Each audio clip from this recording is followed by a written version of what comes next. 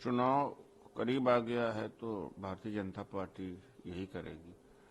अभी महरौली में बताते हैं लगभग 700 वर्ष पुरानी मस्जिद को बुलडोज कर दिया गया।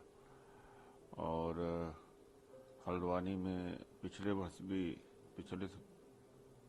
वर्ष भी समस्या रही है, लेकिन अब ये करेंगे ही, इसलिए कि चुनाव करीब है। तो इसके द्वारा एक मैसेज भेजने का काम करते हैं कि देखो मुसलमानों को हम टाइट कर रहे हैं, ताकि लोग रोजगार का, शिक्षा, स्वास्थ्य, सब बातों से उनका ध्यान बट जाए और हिंदू मुस्लिम हो जाए।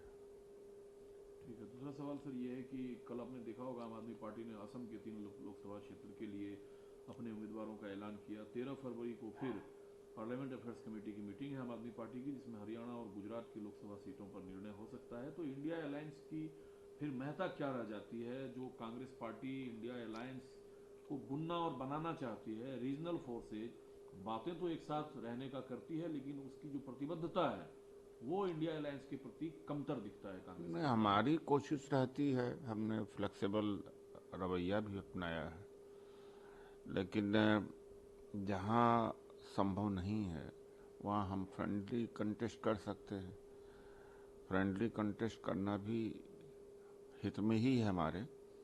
और यह भी सच्चाई है कि ईडी का, सीबीआई, इनकम टैक्स का दबाव बहुत है कि गठबंधन छोड़ें, और छुड़वाया भी गया है और तोड़ी गई ही सरकार।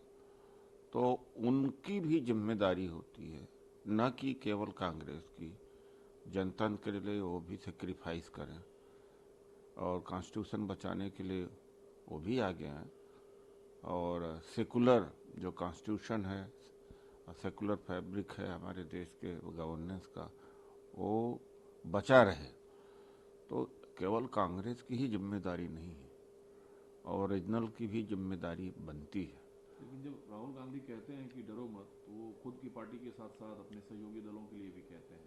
उधर जयंत चौधरी के बारे में आप देख रहे हैं, इधर आम आदमी पार्टी के लिए मैंने आपको बताया। तो फिर जो ईडी, सीबीआई और आईटी रेड्स की बात आप कर रहे हैं, अगर इसी डर से ये राजनीतिक व्यवहार करना है तो फिर मतलब क्या है साथ रहने का?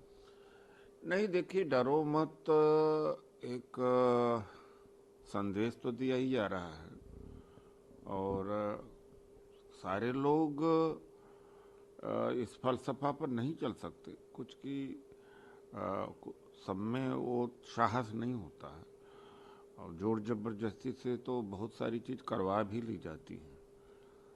और बहुत सारे लोग हैं ऐसे कि जो सुख शांति चाहते हैं। लेकिन दूसरी तरफ यह भी देखना चाहिए कि पांचों राज्य जो साउथ के हैं वो बगावत पर उतर गए हैं, पहले कभी नहीं हुआ करता था।